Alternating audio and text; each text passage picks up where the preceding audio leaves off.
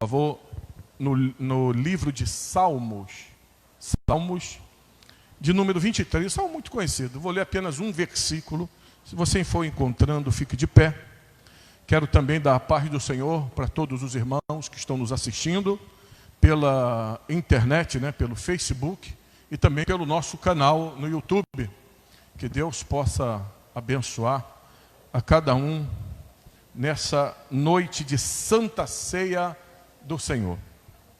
Salmo 23, versículo de número 4. Eu vou ler os 3 versículos anteriores e até o versículo de número 4, que diz assim, é o Salmo de Davi: o Senhor é o meu pastor e nada me faltará. Ele me faz deitar em verdes pastos. Ele me conduz ao lado das águas tranquilas ou serenas, dependendo da sua tradução.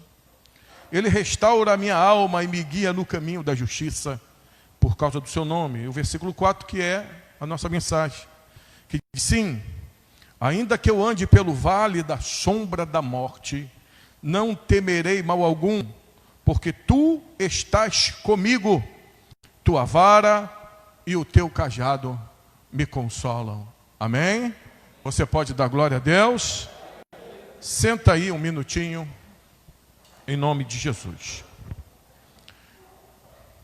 Esse salmo aqui, talvez seja uma das passagens mais conhecidas das Escrituras Sagradas,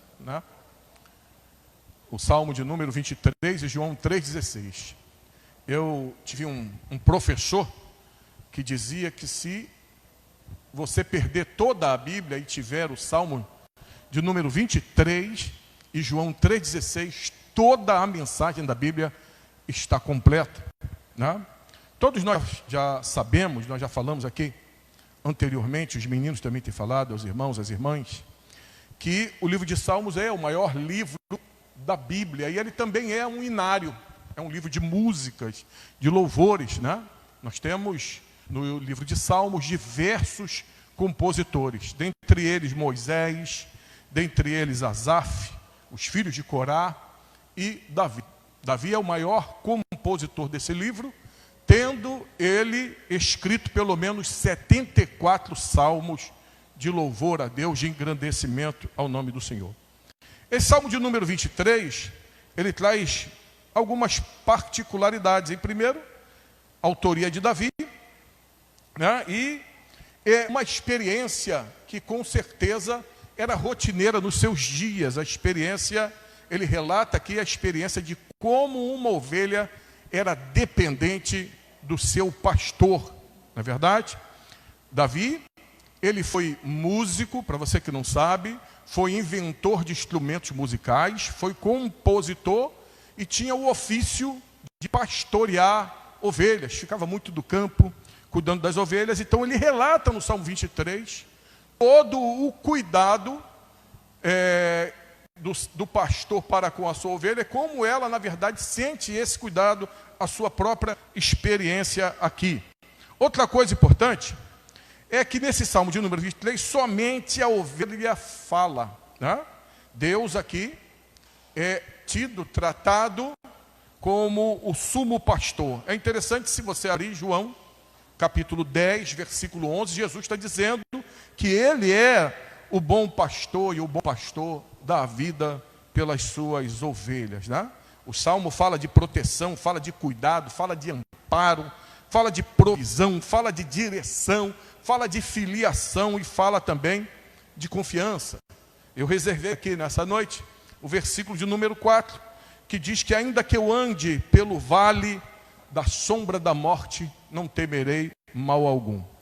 Quando Davi cita aqui a questão do vale, ele tem ideia, para a gente tentar compreender o que ele quer nos transmitir, a gente vai precisar visualizar mais ou menos a topografia da Palestina nos tempos de Davi, da terra de Israel. Era uma terra de muito contraste, de montanhas e também de vales. Essa tarde, eu peguei uma definição de vale aqui, muito interessante, que é para você ter uma ideia, diz que o vale é um acidente geográfico cujo tamanho pode variar de poucos quilômetros a centenas ou de milhares de quilômetros de área, quilômetros quadrados, né? Ele é tipicamente uma área de baixa altitude, cercada por áreas mais altas, como montanhas ou colinas, onde costumam circular rios e pequenos lagos. A princípio, você pensando assim, por que ele cita no versículo 4 essa questão do vale em si? Né? Porque seria um ambiente propício, você pode imaginar, para qualquer tipo de animal, para qualquer pessoa, né? No vale tinha água, tinha pasto verdejante, né? Qual era a ovelha que não gostaria de ser levada para o seu pastor para o vale? Mas só que ele fala assim, que ainda que eu ande, dá a entender que seja um caminho, a princípio, solitário. E existe uma coisa muito importante aqui que eu gostaria de dizer para você, que você tem uma ideia de que o vale fosse aqui um local também de descanso, um local de sombra, né? Porém, para você ter uma ideia, que o vale esconde muito perigos. Sabe por quê? Porque todos os animais afluíam praticamente para esses vales, e principalmente os predadores, né? O que tornava esse local muito sombrio e perigoso, né? Um local perfeito para uma emboscada. No versículo 4 ele ainda cita, fala sobre o vale da sombra da morte, né? Ele está se colocando como ovelha, falando da sua própria experiência, tá? E para nós, que somos servos de Deus, que servimos ao Senhor, esse vale representa os perigos da nossa caminhada, né? Quando a gente abre a Bíblia, na carta que Paulo escreveu aos Romanos, no capítulo 8, no versículo 36, Paulo diz que por amor de ti, somos entregues à morte todos os dias, e fomos consideradas como ovelhas para o matadouro, né? Então, a todo tempo, a todo dia, eu e você somos entregues à morte, mas a nossa vida não depende das circunstâncias, depende do Deus que nós servimos, amém? Você pode, nessa noite, aplaudir a esse Deus que cuida de cada um de nós. Louvado seja o seu nome. Uma coisa interessante é que ele está dizendo aqui, ainda que eu ande pelo vale da sombra da morte, e ele diz assim, que ele se sentia seguro, porque ele sabia que ele não estaria sozinho. Por mais rebelde que uma ovelha fosse, ou é ainda, né? Porque isso é uma característica, às vezes, desse animal. Algumas gostam de andar sozinha, de, às vezes, se envolver em perigos. É por isso que o pastor levava o cajado e levava o bordão juntamente com ele, que era para praticamente proteger e salvar a ovelha dos perigos que lhes eram próprios lá na terra da Palestina. E ele diz aqui, ainda que eu ande pelo vale da sombra da morte, ele diz que não temeria, porque ele sabia que o Senhor estava com ele. Eu falei aqui no domingo passado, e eu quero aproveitar esse gancho aqui da mensagem para contar para você um testemunho, né? Não é de conhecimento de todos os irmãos, mas alguns já sabem disso, que eu peguei aí, fui contaminado por esse vírus que está aí, o Covid-19. E eu confesso a você que para mim foi uma experiência muito penosa, ruim. Eu não gostaria de ter passado, mas eu creio que a Bíblia Sagrada diz, naquilo que a Bíblia diz, que todas as coisas contribuem para o bem daqueles que amam a Deus. Amém? No dia 10 de abril, eu me lembro como hoje, eu fui à casa da minha mãe, porque, se não me falha a memória, era aniversário da minha irmã. Eu fui lá almoçar, era num sábado, e quando eu cheguei lá, na realidade eu não tinha percebido, mas eu já não estava passando mal. Eu estava sentindo assim, um desconforto no corpo, e mesmo assim eu fui para lá. Cheguei lá na casa da minha mãe, a minha irmã mais nova, a Rosângela, estava tossindo também, e o meu sobrinho, né? Eu, no sábado anterior, isso foi no dia 10, creio que no sábado, dia 3, eu estive lá de novo, tá? Não tem como dizer para você onde foi que eu peguei isso, né? Isso é um vírus. Pode ser que eu tenha pego quando entrei no supermercado, ou no ônibus, em qualquer lugar, ou ter ido no Alcântara, não sei. Você não tem como falar. Ah, eu vou na igreja, vou pegar o vírus, eu vou em tal lugar, vou pegar. Você não tem como dizer. Primeiro que é um vírus, né? Um ser microscópico. E eu peguei, fui para a casa da minha mãe e comecei a sentir um desconforto à tarde, um pedacinho da tarde, eu até deitei lá e dormi um pouco. Já estava assim me sentindo meio mole. Depois vim para casa. Quando foi no sábado, irmão, eu deitei e falei com a Andréia, olha, eu não estou bem não sei o que está acontecendo comigo, mas eu estou sentindo umas coisas meio estranhas, né? Ela até pensou que era a minha sinusite, porque eu já tinha passado muito mal de sinusite. E o que aconteceu? Eu passei muito mal naquele dia. Nós medimos lá a temperatura do meu corpo. A gente estava com 39 graus, foi isso, André? 39 graus de febre. Começou a dar febre. Aquela noite eu já comecei a sentir calafrio no corpo. Né? Calafrio, estava com uma tossezinha bem fina. E ficou naquela dúvida, será que é sinusite, o que não é? E, irmãos, eu confesso a você que eu passei pelo momento mais difícil da minha vida. Eu nunca tinha tido uma experiência dessa. Eu também digo para você que talvez que só fosse esses sintomas, eu acho que eu resistiria de cama, ficaria de cama, tudo bem, tranquilo, depois ele levantar. Mas só que a minha situação agravou muito porque eu tenho uma sinusite crônica. Eu já fiz cirurgia, já operei, já fiz todo tipo de tratamento que você possa imaginar. Mas melhorou um pouco, mas nunca fui curado disso até hoje. A gente usa remédio, usa descongestionante, mas a coisa não melhora. E a minha situação ficou muito, muito ruim, porque isso potencializou a sinusite. Então, teve dias lá em casa de eu engasgar, né? Principalmente quando estava dormindo de madrugada, eu engasgava, Andréia dando aquele auxílio, e eu preocupado com ela também. Eu me retirei para um quarto que a gente tem atrás da casa, fiquei lá, deitado, e eu estava passando muito mal, com dor de cabeça, estava com calafrio, com vontade, com ânsia de vômito. Você tem uma ideia, com dores no corpo todo, irmão.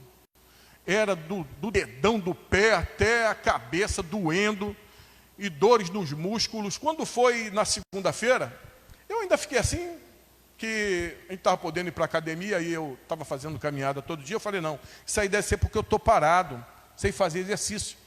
E eu fui querer fazer uma caminhada, estava me sentindo muito mal.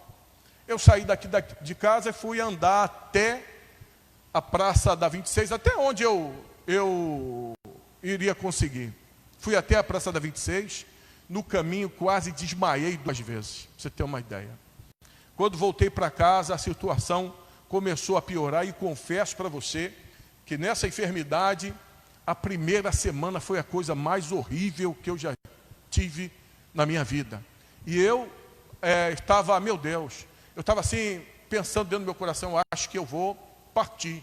Né? E eu comecei, estava ali naquele desespero e querendo respirar à noite, sem conseguir por causa da sinusite. Né? Estava respirando normal, mas só que às vezes engasgava tudo por causa da sinusite. Né? Eu gastei rolos de papel higiênico só para suar o nariz, ir no banheiro direto, e o pior, começou uma diarreia terrível. Eu fiquei com quase 10 dias de diarreia, irmão, terrível. Com dores, as coisas, não estava aguentando comer direito, até emagreci nesse tempo, muito. E quando, meu Deus, quando passou assim mais ou menos o 6º dia, que eu estava lá passando mal, passando muito mal mesmo, só Deus sabia do que eu estava passando, eu não queria preocupar ela. E o que aconteceu? Eu acordei de madrugada e sentei na cama e comecei a falar com Deus. Eu orei ao Senhor, abri meu coração para Deus, clamei por socorro, falei, Senhor, tem compaixão de mim, tem misericórdia de mim, me ajuda, Senhor. E por incrível que pareça, nas noites anteriores, eu dormia pouco, assim, acordava de madrugada porque tinha banheiro, e nesse dia eu dormi bem. Isso é mais ou menos o 6º, 7º dia, e já tinha perdido o meu paladar, o olfato, que dizem os médicos aí, né? O que eu percebo às vezes é que até, coitado, os médicos estão até meio perdidos nessa situação, as autoridades, porque é uma doença nova, né? Um vírus novo, ainda não se tem vacina, existem alguns remédios aí que estão tendo um bom resultado com essa doença. E o que aconteceu? Eu fiquei em casa clamando a Deus, mas antes disso, a Joyce começou a apresentar uns sintomas também. Eu peguei a Joyce, fomos lá no hospital, aqui no Columbandê, e eles tinham colocado uma tenda no estacionamento para poder atender as pessoas. E nós esperamos lá a tenda, o nosso lugar, né, até nos chamarem.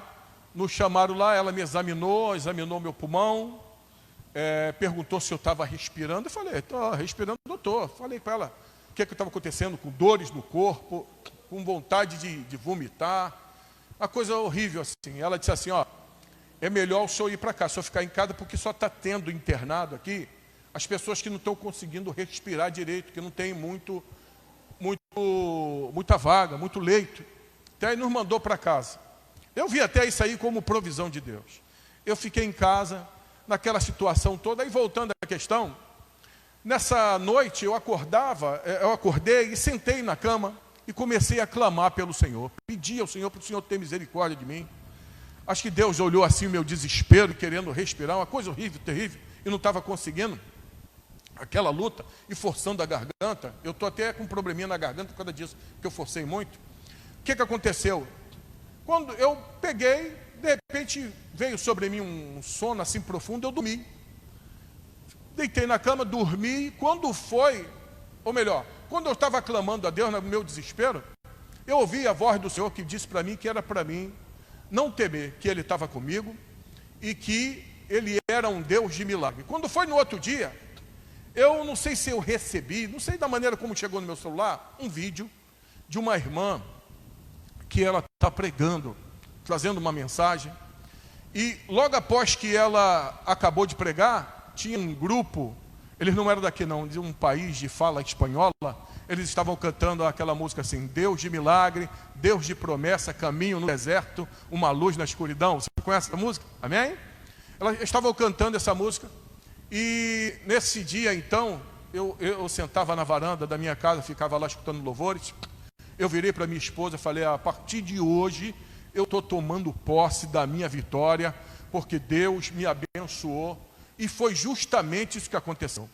Eu comecei a melhorar a partir do 7º dia, já comecei a voltar a comer direito, né? Comecei a ter mais força no corpo. Isso durou um período de mais ou menos uns 15 dias assim, tá? Até numa faixa assim de mais ou menos 15 dias, no 15º dia, eu ter praticamente uma melhora completa. Até a irmã Rita brincou comigo que ela passou lá na rua, me viu sentado, meio abatido. Poxa, você estava meio abatido lá na rua. Sabe por quê? Porque às vezes eu pegava, saía da minha casa, sentava lá do outro lado da rua, de manhãzinha, onde levava um banquinho, né? Um calafrio, com um frio tremendo que eu estava sentindo. Eu sentava lá no sol, ficava lá, irmão, no sol, né? Para poder se aquecer. Os irmãos passavam, eu com máscara e cuspindo, saindo muito muco, né? E o que aconteceu comigo? Eu tomei posse da minha vitória no 7º dia e fui melhorando, e graças a Deus, para a glória do Senhor, eu estou aqui nessa noite para dizer para você que eu passei no vale da sombra da morte, mas não estava sozinho. Você pode glorificar a Deus? Amém, amado? E eu confesso a você que foi talvez a maior experiência que eu tenha passado na minha vida hoje. E eu fiz algumas anotações durante esse período que eu estava passando por essa situação difícil da minha vida, né? Dizendo aqui, no versículo 4, o salmista diz, ainda que eu ande pelo vale da sombra da morte, nós servimos a um Deus que nos guarda. No Salmo de número 91, versículo 3 ao versículo 6, a Bíblia diz, porque Ele te livrará do laço do passarinheiro e da peste perniciosa. Ele te cobrirá com as suas penas, viu? E debaixo das suas asas estarás seguro. Não terás medo do terror noturno, e nem da peste que voe de dia, e nem da mortandade que assole ao meio-dia. Amém? A nossa vida pertence a Deus e Ele é um Deus que nos guarda. Talvez você possa dizer assim, mas pastor, também tem crente que está morrendo. Irmão, a nossa vida pertence ao Senhor. A Bíblia diz que Ele, sendo o olheiro, Ele tem autoridade sobre o barro. Amém? Talvez, com certeza, é porque eu ainda tenho muita coisa para fazer para o Senhor e foi por isso que eu ainda não parti. Mas a Bíblia diz que preciosa diante do Senhor é a morte dos seus santos. Sabe por quê? Porque quando nós batemos aqui, a nossa alma sobe para a glória do Senhor, para o descanso eterno. Você pode dar glória a Deus? Ele é um Deus que nos guarda. Ele guardou Noé. Ele livrou Noé e toda a sua família do julgamento do dilúvio. Ele esteve com Abraão desde a viagem de Ur dos Caldeus até a terra de Canaã, capítulo 11, 12 do livro de Gênesis, e fez promessas a Abraão. Ele esteve com Jacó quando fugia do seu irmão e foi para a terra onde morava seu tio Labão. Trouxe Jacó de novo à sua terra porque ele tinha feito promessa. Foi ele que livrou a Davi das mãos do gigante filisteu. 365 vezes está na Bíblia escrito: não temas, eu sou contigo. A nossa vida pertence ao Senhor, amém? A sua vida pertence a Deus. Você pode dar glória a Deus nessa noite, amado. E no livro de Mateus, capítulo 28, versículo 20, ele nos fez uma promessa: eis que estou convosco até a consumação dos séculos. Nós vivemos hoje em dia um evangelho de que as pessoas julgam o fato de você ser uma pessoa abençoada. Porque você é crente, você não pode ter tido aparente derrota, não, de ter passado. Eu canso de ver, às vezes, algum comentário no Facebook de pessoas dizerem assim: como é que pode um pastor, uma irmã, uma missionária, um presbítero passar por essa situação? Em primeiro lugar, a gente passa porque a gente é homem. Jesus disse que no mundo nós teríamos aflições. Ninguém está livre de passar disso, mas tem uma coisa: partir dessa terra para outra vida, isso é a vontade soberana de Deus. A nossa vida, irmão, não é a doença que determina o dia que nós vamos partir. Não é homem nenhum da face da terra que pode fazer isso, nem mesmo Satanás e seus demônios, porque a nossa vida, a vida de crente, de servo de Deus, pertence ao Senhor. Você crê no cuidado de Deus sobre a tua vida? Você pode dar glórias ao nome do Senhor?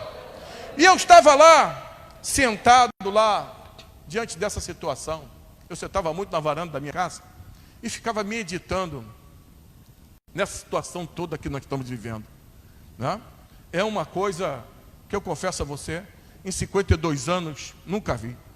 Eu converso às vezes com as pessoas mais velhas, elas dizem a mesma coisa: olha, né, a gente nunca viveu numa situação dessa. Talvez a nossa geração esteja um pouco assustada, porque tudo isso é novo, né? A Andréia disse uma frase para mim, engraçado, parece que estalou o dedo e de repente as coisas viraram de uma tal maneira terrível. E era mesmo, a gente tinha a nossa vida direitinho, está todo mundo ordenado, todo o pessoal trabalhando, o pessoal correndo atrás, a gente com os trabalhos das nossas igrejas, todas as igrejas.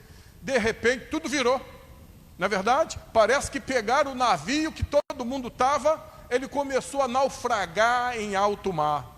Mas só que daquele que serve a Deus, meu irmão, sabe quem é o comandante da embarcação? É o nosso Senhor Jesus Cristo. Ele está conosco para poder nos dar vitória, amém? Seja em que momento for, seja no momento de pior dificuldade da nossa vida, nós nunca estamos sozinhos. Você observa que o salmista no versículo 4, ele diz: ainda que eu ande pelo vale da sombra da morte. Não transparece, não dá a entender de que ele mesmo tomou a atitude de andar para longe de Deus. Ele disse: olha, ainda que no momento de rebeldia, ainda que acontecesse de eu me desviar da presença de Deus e andar por um caminho tortuoso, mas ele diz no versículo 4, que mesmo assim, o Senhor, que é misericordioso e justo, estava com ele. A Bíblia diz que as misericórdias do Senhor é a razão de nós não sermos consumidos. E eu estava lá meditando nessa situação toda, de quantos planos e projetos fizemos, né? O tema da nossa igreja esse ano é avivamento. Mas como é que você vai entender, né, avivamento em virtude dessa situação meia, a princípio, caótica que você está vivendo, né? De você olhar assim, meu Deus do céu, parece que as coisas não vão acontecer. Eu estava conversando com uma irmã, quero até poupar o nome dela hoje aqui, e ela falou uma coisa que é a realidade, é uma verdade. Eu disse assim, você está com medo de morrer? Falou, tá, quem é que não tem medo de morrer? Todo mundo está assim meio apreensivo, até porque nós estamos sendo massacrados pela mídia todos os dias com tanta notícia de morte. Não é verdade? Você já acorda de manhã, morreram 900, morreram 1000. Ora, irmão, eu vou falar uma coisa para você aqui, talvez você não vai acreditar. No mês de abril que morreu pessoas aí dessa doença, por incrível que pareça, no ano passado, nesse mesmo mês, morreu mais gente do que as pessoas de Covid esse ano. Mas por que está acontecendo? Sabe por quê? É a questão da informação, como chega dentro da tua casa, como massacra você, como você pega. E eu tomei uma medida radical lá em casa. Falei para a Andréia, nós vamos desligar a televisão do noticiário, vamos ouvir louvor, vamos clamar o nome do Senhor. Sabe por quê? Eu lembrei daquele versículo que diz que eu quero trazer à memória o que me dá esperança. Aí minha esperança, a esperança do crente. O crente é o único povo na face da terra que mesmo depois da morte ele tem esperança. Você pode aplaudir o Deus da esperança nessa noite aqui? A Ele a honra, a Ele a glória, a Ele o louvor e o domínio para todo sempre, irmão. Existe esperança para nós. Eu confesso para você que essa situação é difícil, né? Eu imagino as pessoas como eu, que tenho minha mãe de 87 anos, que pessoas que têm morbidade, tem que tomar cuidado mesmo, né? Também não sei se vai poder ficar dentro de casa. Agora, há pouco tempo, o governador de Nova York disse que mais de 70% das pessoas que foram contaminadas nos Estados Unidos estavam dentro de casa. A gente não sabe. A realidade é que tudo nos leva a crer que, devido a essa teoria dos homens, você não está protegido em lugar nenhum. Pode ficar dentro de casa, na rua, em qualquer lugar, né? Por isso que nós, como crentes, precisamos nos agarrar em Deus, agarrar na mão do Senhor e crer na sua palavra. É nos momentos de crise, nos momentos de dificuldade, que a verdadeira fé, ela aparece. Sabe por quê? Porque estamos acostumados a cantar muito louvor com o nome de Deus, com os seus benefícios, com a sua graça, a sua misericórdia, de ler na Bíblia, mas nada disso vai valer a pena para mim se eu não crer na prática. Não é verdade? E nesse momento, para mim, de tanta dificuldade lá da minha vida, que foi nesses 52 anos, o pior momento que eu já passei. Até a André falou, não, você já teve mal de sinusite, né? Eu falei assim, não, mas nada se compara a essa situação. E eu comecei a meditar e Deus me deu 4 coisas aqui que nós temos que aprender com tudo isso. Aí, 4 coisas que nós temos que aprender com toda essa situação. Bem, eu estava lá e anotei, e eu lembrei, e o Espírito de Deus me mandou trazer isso aqui.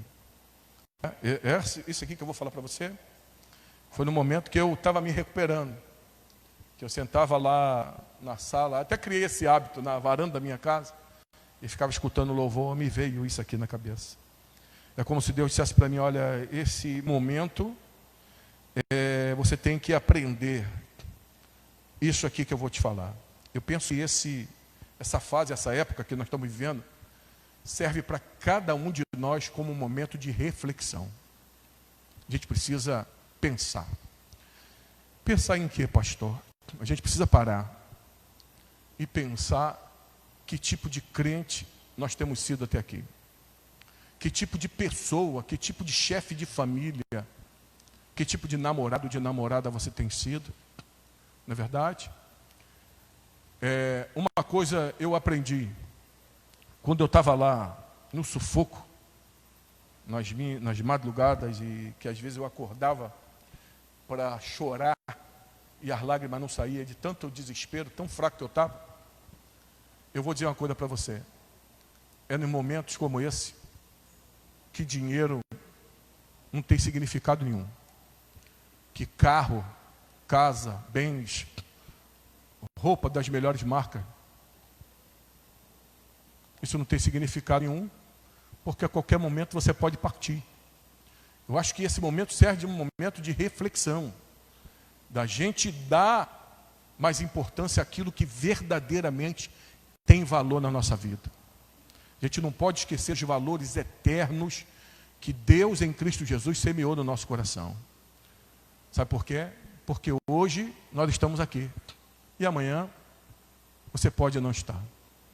Outra coisa, que sirva para cada um de nós de um momento de introspecção, de nós olharmos para dentro de nós. Que tipo de companheiro, que tipo de amigo, que tipo de obreiro, que tipo de obreira, que tipo de pastor, que tipo de missionário, de presbítero, ou de crente você tem sido, ou até mesmo questionar as nossas próprias atitudes como ser humano, né?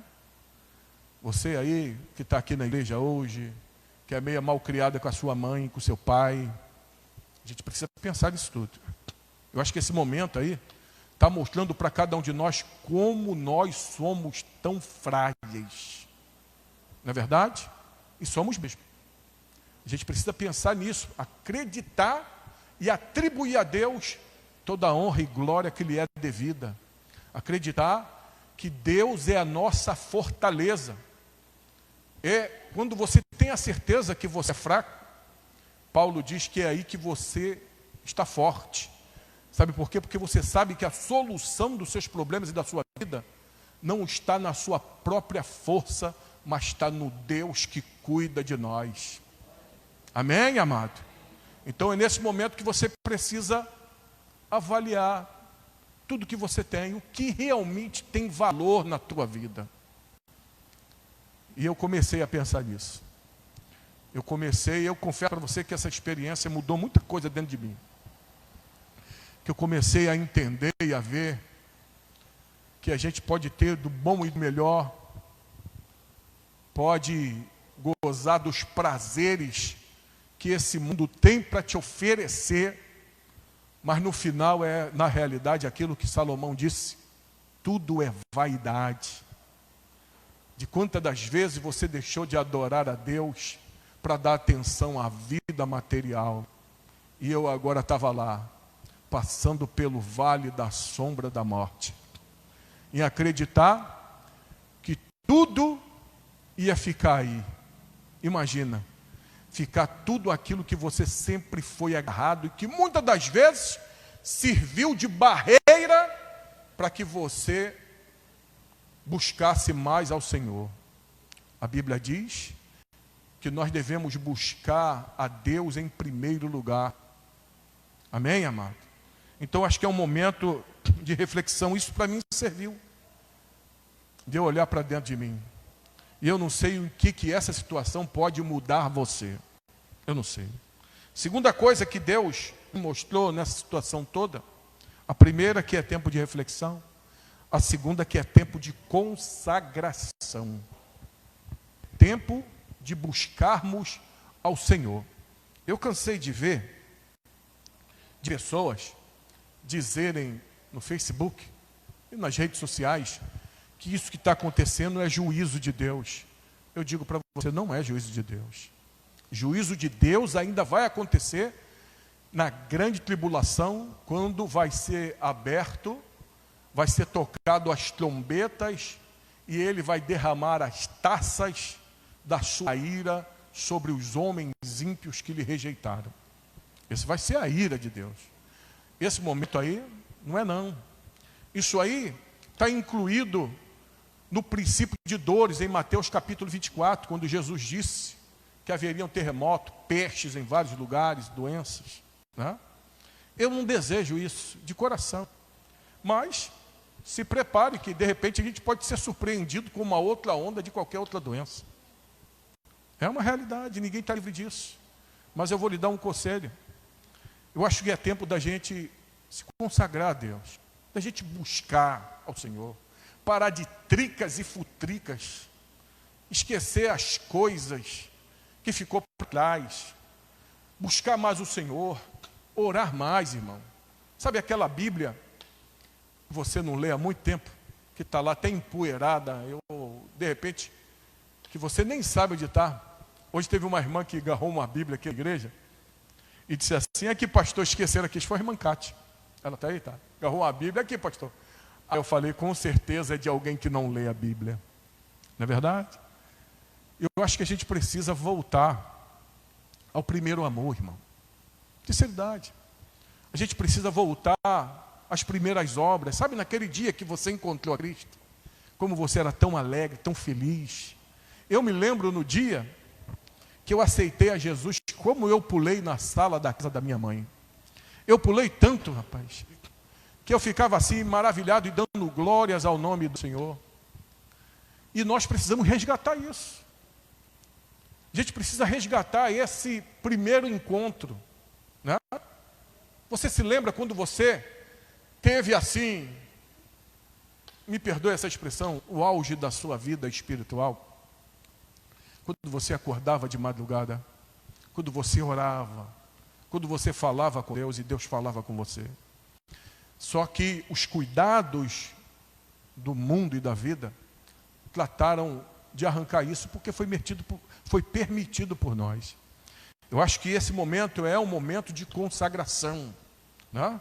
Eu acho que esse momento é um momento em que nós vamos ver a diferença daquele que serve a Deus e daquele que serve. Eu estava lá, passando no Vale da Sombra da Morte, Deus chegou lá com o relatório dele e mostrou para mim: está aqui. Você precisa melhorar nisso, nisso, nisso. É isso que eu quero, é o meu desejo, que seja assim. E às vezes a gente vai vivendo e nem percebe que a gente está se distanciando da presença de Deus. E a gente precisa disso. Voltar a consagrar a vida, voltar a orar mais, desligar um pouco a televisão, dar valor verdadeiramente às coisas que merecem valor, né? Eu estava meditando sobre a questão aí de bens materiais, e eu acho que a espiritualidade de uma pessoa, ela pode ser medida na maneira como você entende o que é ter um bem material. Se você entender e a sua vida não está agarrada, o seu coração não está agarrado nisso, está agarrado em Deus, eu digo para você, você está bem. Mas se existe alguma coisa que está impedindo você de buscar mais a Deus, eu acho que esse tempo aí, Deus está nos dando a oportunidade de nós consertarmos o nosso altar, de reparar o altar, colocar as pedras de novo, voltar a buscar a Deus. Você já notou como nós que somos seres humanos, às vezes somos tão barganheiros, né? A gente busca a Deus, a gente quer orar e consagrar a nossa vida quando as coisas estão ruins. Não é realidade? Quando o casamento está indo para o beleléu, quando a enfermidade bate a porta do coração, quando você está vendo que tudo que você faz não está indo para frente. Não, mas nós precisamos a todo tempo viver uma vida devota para Deus, consagrar, porque somos vasos, amém? E Ele quer nos usar na sua obra, amém, querido? É como se fosse um violão. Nós que somos crentes precisamos ser um violão afinado, para aquele que vai dedilhar as cordas. Quando fizer, fazer com que saia um excelente acorde para um belo louvor. Esse é o desejo de Deus. Eu não sei como está a sua vida aqui durante isso tudo. Eu não sei também o que você se propõe a mudar. Eu acho que avivamento é isso. É a gente parar um pouco e olhar assim: poxa, esse caminho aqui está errado. Esse caminho que eu estou trilhando não pode ser o seu caminho, a luz do seu próprio pensamento, mas não é o caminho de Deus. E a Bíblia diz que há caminhos que para o homem parece perfeito, mas que ao cabo dá em caminhos de morte. A Bíblia diz que os caminhos de Deus são mais altos do que o nosso. Amém? Você pode dar glória a Deus? Sabe por quê? Porque Deus já está farto de crentes na igreja, que às vezes a gente é muito artista dentro dos templos, mas Deus quer que você faça a diferença aonde você vai. no teu trabalho, na faculdade, na escola, em qualquer lugar, no teu namoro. A gente precisa ter uma vida voltada, consagrada a Deus. Você pode dizer amém?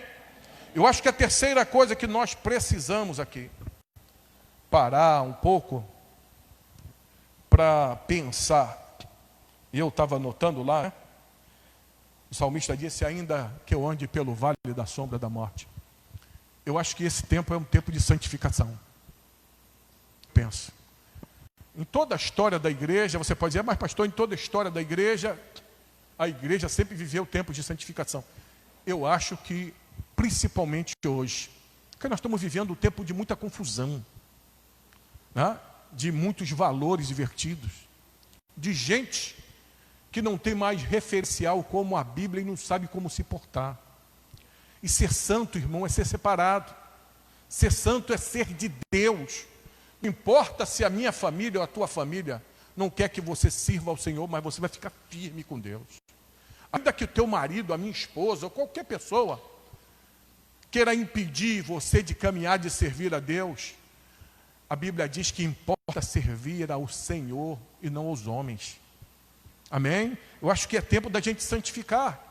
E a santificação que Deus quer não é a santificação do nosso cabelo, não é a santificação da nossa roupa, não é daquilo que é exterior. Deixa eu explicar bem essa situação para você não confundir. Eu acho que quem se santifica no seu interior, toda a sua maneira e forma de viver, ela é pura, perfeita e agradável a Deus. A própria vida sua passa a ser um grande testemunho. Amém? É como você fosse um lírio que conseguiu viver no meio do lamaçal do pecado que o mundo está. A gente precisa ser santo. Amém? A gente precisa viver em novidade de vida. Respirar Deus, querer Deus, ter Deus como nosso amigo. Revelação de Deus, visão de Deus. Isso não é privilégio de alguns, é privilégio daqueles que o buscam. Ele mesmo diz na sua palavra, eu amo os que me amam, e os que de madrugada me buscam me encontrarão. Então é tempo da gente se santificar, se separar, é tempo da gente se valer propriamente do simples fato de termos sido comprados desse mundo com o sangue do Cordeiro de Deus. E a última anotação que eu fiz aqui, eu falei para você, que nós precisamos aprender, fazer uma reflexão desse tempo, de quão frágil nós somos, de consagrar a nossa vida, voltar para o altar. A gente precisa voltar para o altar. Terceiro, a gente precisa se santificar. Você precisa ter relacionamento com Deus, intimidade. Cada um precisa ter a sua intimidade com Deus, né? Intimidade é uma coisa sua com o Senhor, minha com Deus, e o que é meu não te interessa a maneira como me relaciona com Deus, mas me relaciona, e você precisa também fazer isso. E eu quero deixar a última aqui para a sua reflexão. Eu penso também que é tempo de dedicação. Dedicação, pastor, o que é dedicação? Eu peguei aqui uma definição, nessa tarde, muito tremenda.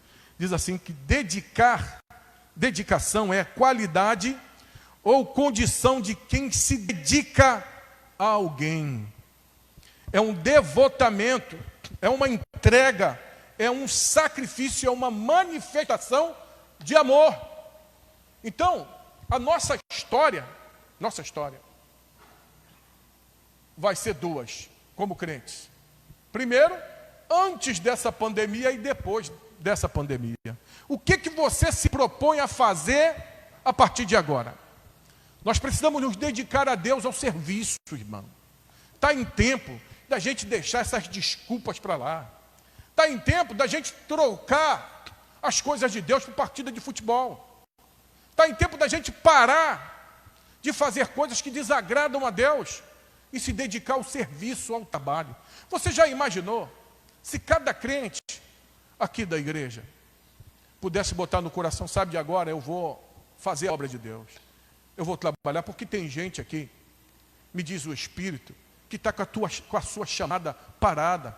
O vaso está emborcado, de tanta gente que Deus chamou para estar nos hospitais evangelizando, de tanta gente que Deus chamou para estar junto com as mulheres da igreja para fazer a obra de Deus, de tantos homens que aqui estão, poderiam hoje estar trabalhando junto com Abel e com os irmãos no ministério de homem, tantos jovens em poder fazer a obra de Deus. E o que vai adiantar a sua vergonha de dizer que você é crente, de fazer alguma coisa para a obra do Senhor em dedicação a Deus, se um dia você, como eu, passar no vale da sombra da morte, ou se a morte bater na porta da sua casa? O que você vai fazer? Então dedica teu tempo a Deus, dedica o seu tempo ao serviço de Deus. Deixa esse negócio, eu não consigo, né? Eu não sei falar, não tem problema, é Ele quem te fortalece. A Bíblia diz que Deus tem dois tipos de chamada para cada um de nós. O primeiro, Ele nos chama a salvação. Jesus disse: vinde a mim todos que estão cansados e oprimidos. O segundo tipo de chamada, Deus nos chama para o serviço. Quando Ele chama você, Ele capacita, e quando Ele capacita você, Ele te envia, e quando Ele envia, Ele respalda. Nós estamos vivendo os últimos momentos. Eu não sei quando Jesus vai vir. Se vai vir hoje, se vai vir daqui a um mês, se vai vir daqui a 1 ano, 10 anos, eu não sei, mas só sei que os sinais da sua vinda, descrito em Mateus capítulo 24, estão se avolumando como um conjunto de uma só vez. Eu acho que serve para todos nós como um alerta de que você pode acordar pela manhã, e queira Deus que isso não aconteça com você, de você perceber que não existe amanhã, e daquelas pessoas que serviam a Deus, estavam ao teu lado, dentro da tua casa, já não se encontram mais. Partiram para sempre estar com o Senhor. E eu quero, mais uma vez, citar esse versículo, quando o salmista diz: ainda que eu ande pelo vale da sombra da morte, tu estás comigo, a tua vara e o teu cajado me consola. Né? O cajado era usado, sobretudo, para salvar a ovelha. Você sabia disso? Né? Geralmente o cajado do pastor na Palestina, ela tinha aquele semicírculo na ponta. Ele colocava ali no pescoço da ovelha e tirava a ovelha do perigo, né? Lá a vara, né? E tinha o bordão do pastor, que servia para ele proteger a ovelha dos predadores, dos ataques daqueles animais que lhe serviam de emboscada. Amém, querido? Eu vou dizer uma coisa para você: confie em Deus, se apega ao Senhor. A sua parte você tem que fazer nesse momento. Andar de máscara, você sabe, álcool gel. Também uma coisa que eu quero deixar claro aqui para você: não adianta, não se apavore, irmão. Creia no Senhor. Amém? Não adianta, porque Satanás, eu tenho percebido, tem tentado tocar o terror dentro do seu coração. Olha, quantas pessoas estão morrendo aí, e não é nada dessa doença. Estão morrendo de ataque cardíaco, do coração está agitado, gente deprimida, assolada dentro de casa. Há pouco dia agora eu conversei com a minha mãe. Ela está lá, imagina, ela 87 anos, dentro de casa nessa situação, e ela está falando: meu filho, eu não aguento mais ficar nessa situação. Imagina pessoas como ela estão. Eu acho que tudo isso serve para a gente de alerta. Creia em Deus. Amém, amado? Creia em Deus, porque se você crê no Senhor, a Bíblia diz que cairão 1000 ao teu lado e 10.000 à tua direita, mas tu não serás atingido. Você só vai partir desse mundo no dia que o Senhor teu Deus assim quiser. Amém? Você pode aplaudir o Senhor?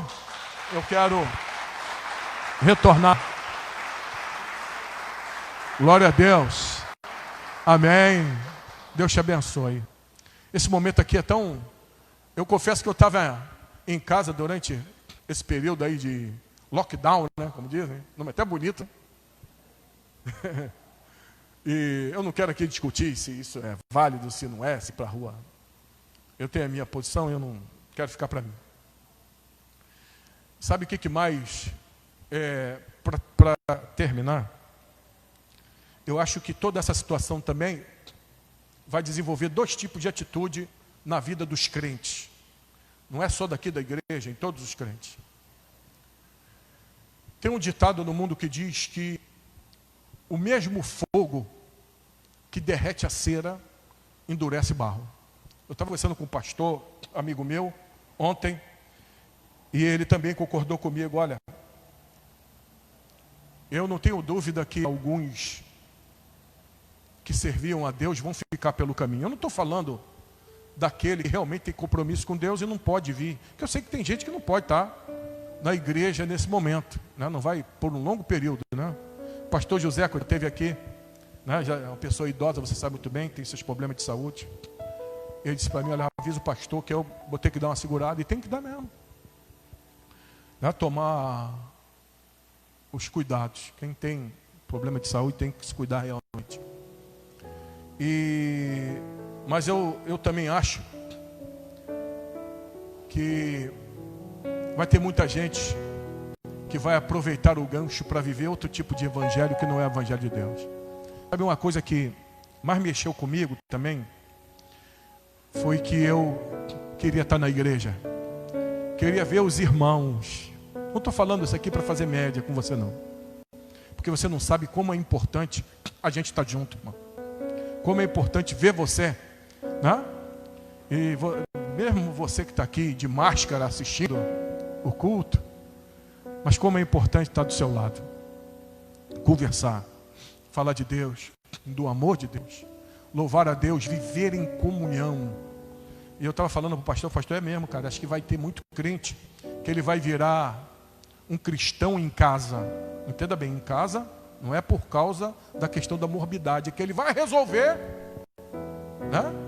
Porque já tinha esse movimento de tanta gente acreditar que não, eu não preciso de igreja para servir a Deus. Mas só que ele não sabe o valor disso aqui, o valor da comunhão, de estar junto, de ver o irmão, de glorificar o irmão. Eu só senti isso numa viagem que eu fiz para a Europa, 34 dias de Oceano Atlântico, de navio. Como eu senti falta dos cultos, daqueles irmãos que cantavam desafinado, daqueles irmãos que cantavam os hinos da harpa, né? Onde a bateria, a guitarra ia para um lado, ele ia para o outro. Eu senti muita falta disso. E a outra atitude, eu acho que Deus agora vai começar a incendiar muitos corações, principalmente aqui da igreja. Eu creio nisso, irmão. Eu creio que nós vamos ver os novos Paulos, os novos Barnabés sair aqui do nosso meio, eu creio. Eu creio que Deus vai levantar profeta aqui nesse lugar para fazer a obra, para se envolver na obra. Eu creio que Deus vai derramar um grande avivamento no coração dos crentes verdadeiros, aqueles que mesmo em virtude de toda a dificuldade, sabe que não está sozinho. Você que está assistindo esse culto em casa, Deus está com você nesse momento aí. Você que está impedido de vir ao culto, você que está chorando aí, Deus conhece o seu coração, Deus conhece a sua vida, Ele é a nossa fortaleza. Você crê nisso, irmão? Você crê? Você crê que você vai ouvir a voz de Deus acordar você pela madrugada e dizer para você, vai me buscar, porque eu quero falar contigo. Você vai ouvir a voz do Senhor como Samuel ouviu, e o Senhor vai falar o seu nome, vai cantar o seu nome. E quando você orar, Deus vai respaldar a sua oração. Eu acho que nós estamos entrando num momento como esse, e tem que ser diferente, irmão. Esse é o desejo de Deus. Você crê nisso? Você crê? Você crê ou não crê, amado? Amém?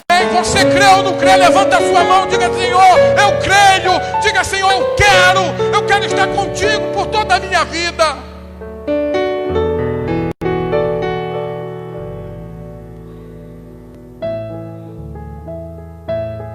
Deus está dizendo, eu não quero compromisso com o mundo. Tirai do meio de vós os ídolos. Tirai do meio de vós o pecado. Aí Ele vai se manifestar poderosamente. A nossa vida nunca mais vai ser a mesma. Você acredita, irmão? Você acredita nisso? Dá glória a Deus. está passando com a igreja dele no fogo, irmão. O fogo purifica, queima as escórias e aparece o puro ouro. Você sobreviveu até aqui. Você creu na palavra. Te prepara porque Deus vai fazer na tua vida, na tua casa e nos meios dos teus. Você crê nesse tempo? Eu creio. Eu creio que vai ser diferente. É uma atitude sua e Deus vai mudar a sua história. Aplauda o Senhor nessa noite.